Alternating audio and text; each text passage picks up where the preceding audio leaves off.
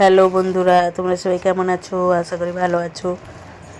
আর আমিও খুব ভালো আছি। তো আজকেও আবার একটা লং ভিডিও নিয়ে চলে এলাম। তো চিকেন রান্না করেছিলাম আজকে, আর আলু ভাজা করেছিলাম, আর ডাল করেছিলাম। তো দেখো, আলু ভাজা ডালটা হয়ে গেছে। এবার আমি চিকেনটা রান্না করব। তো প্রথমে কড়াইতে তেল দিয়ে তারপর আলুগুলো ভেজে নিচ্ছি লাল লাল করে।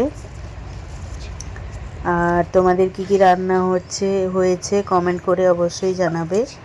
আর দেখো, আলু ভাজাটা হয়ে গেছে। এরপর আমি 5 ফোড়ন জিরে ফোড়ন দিয়ে আর তেজপাতা শুকনো লঙ্কা ফোড়ন দিয়ে দিয়েছি। তারপর রসুন থেতো করা দিয়ে দিলাম। তো একটু ভেজে তারপর আমি পেঁয়াজটা দিয়ে দিচ্ছি। তো পেঁয়াজটা দিয়ে তারপর পেঁয়াজটা একটু ভাজা ভাজা হয়ে গেছে, লাল লাল হয়ে গেছে। তো লঙ্কার গুঁড়ো আর হলুদ গুঁড়ো দিয়ে দিয়েছি। তারপর আবারও ভালো করে ভেজে নিয়েছি। তো আমি পেঁয়াজের মধ্যে লবণও দিয়েছি। তারপর আদা বাটা দিয়ে দিলাম। আর তারপর দেখো, ভালো করে কষিয়ে নিচ্ছি।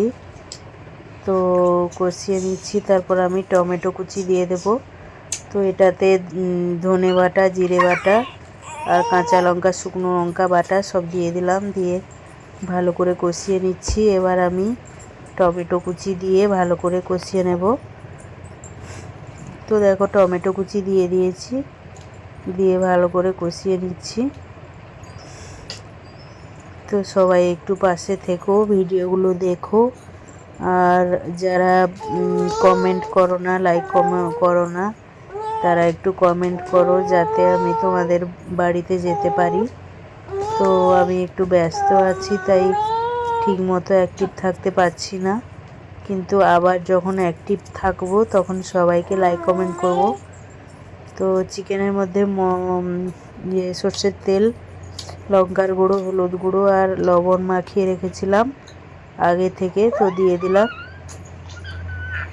দিয়ে ভালো করে কষিয়ে নিচ্ছি। তারপর আলুও দিয়ে দিয়েছি, দিয়ে ঢাকনা দিয়ে আমি রান্নাটা করে নেব। তো তোমাদের কি কি রান্না হয়েছে কমেন্ট করে জানাবে। আর অনেকে শনিবারে খায় না, কিন্তু আমরা খাই। তো আর এক পাশে দেখো, উচ্ছে ভাজাও বসিয়ে দিয়েছি। আর দেখো, চিকেনটা আবারও আমি নাড়াচাড়া করে ঢাকনা দিয়ে রেখে দেব। তো দেখো, নাড়াচাড়া করে নিলাম, দিয়ে ঢাকনা দিয়ে রেখে দিয়েছিলাম, দিয়ে আবার খুলে আবার দেখো, তারপর তেল ছেড়ে দিয়েছিল বলে আমি গরম জল দিয়ে দিয়েছি।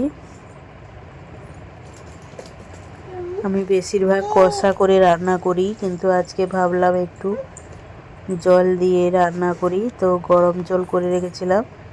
তারপর দেখো, ফুট চলে এসছে, আর থেতো করা এলাচ দিয়ে দিলাম। আর ধনেপাতা টপের মধ্যে কিছুটা হয়েছিল, ওটা একটু তরকারিতে দিয়ে দিব। তো কেমন হয়েছে কমেন্ট করে অবশ্যই জানাবে। আর সবাই ভালো থাকবে, সুস্থ থাকবে, সবাই সবার পাশে থাকবে। টাটা সবাইকে।